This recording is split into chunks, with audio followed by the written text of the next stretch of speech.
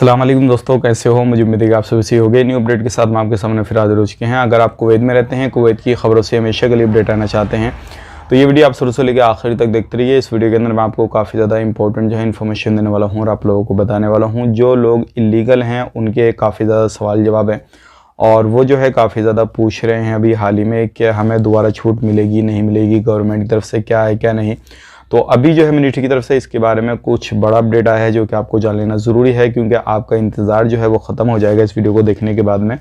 और अभी जो है क्या क्या अपडेट आ रहा है पूरी जानकारी हम देने वाले हैं। तो चलिए फिर बिना देरी की वीडियो शुरू करते हैं, लेकिन उससे पहले मैं आपको बता देता हूँ, चैनल हमारा पहली बार देख रहे हैं, चैनल को सब्सक्राइब करें और साथ ही साथ बेल आइकन ज़रूर प्रेस कर दें ताकि हमेशा आपको इसी तरीके से अपडेट मिलती रहे और आप हमेशा हमारे साथ में जुड़े रहें।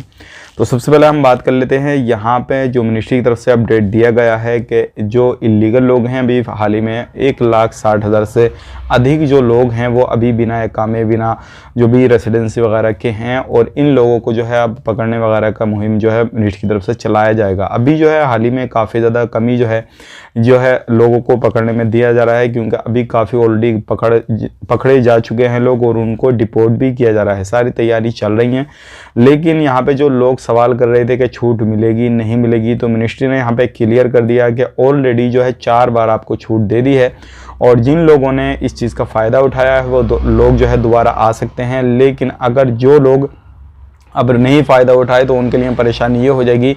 अभी हाल ही में एक अपडेट ये आ रहा है निकल के, वो किसी भी जीसीसी कंट्री में नहीं जा सकते दोबारा से कोई भी वीज़ा लगाने के बाद में, लाइक जैसे कि सऊदी अरब, ओमान, बहरीन, दुबई या ये अदर जो भी कंट्री हैं, जितनी भी जीसीसी कंट्री आती हैं सब में नहीं जा सकते, क्योंकि ज़्यादातर जो है ऑनलाइन काम हो गए हैं और आपका ऑनलाइन डाटा अगर चढ़ जाएगा तो उसके बाद में किसी भी कंट्री में आप एंट्री नहीं कर सकते। तो ये एक बड़ी खबर है। अब यहाँ पर मैं आपको एक सवाल क्लियर कर देता हूँ, अगर आप किसी भी तरीके से जो भी फाइन वगैरह जुर्माना वगैरह आप पर है वो भर के जाएंगे और जो आपका पकड़ने से पहले सारा कुछ क्लियर करके जाएंगे तो आपको दोबारा से कहीं पे भी जाने का मौका मिल जाएगा और यहाँ का वीज़ा भी आपको इसी तरीके से मिल जाएगा। लेकिन ये सारी चीज़ें आपको पहले ही करना ज़रूरी है। अगर आपको एक बार पकड़ लिया जो भी है, फिर आपको जो है दोबारा किसी भी कंट्री में 5 साल तक नहीं जाने दिया जाएगा। तो 5 साल आपको बैन रखा जाएगा हर किसी जीसीसी कंट्री से। अब यहाँ पे बात कर लेते हैं, जो 1 अक्टूबर से लेकर 10 नवंबर तक 22 जो नकली डोमेस्टिक लेबर ऑफिस हैं उनको बंद किया गया है, पकड़े गए हैं। और लगभग इसमें बात करते हैं डिपोर्ट की, तो लगभग 2221 लोगों को डिपोर्ट वगैरह भी किया गया है। तो ये आज की बड़ी जानकारी थी जो कि मैंने आपसे शेयर कर दी। अब यहाँ पे बात कर लेते हैं, जो लोग इंडिया यानी कि जो कुवैत टू इंडिया जाना चाहते हैं तो क्या वो जा सकते हैं या नहीं जा सकते हैं? बिल्कुल जा सकते हैं, चाहे आप इलीगल हों या लीगल हों या छुट्टी जो भी करना चाहते हैं तो वो जा सकते हैं।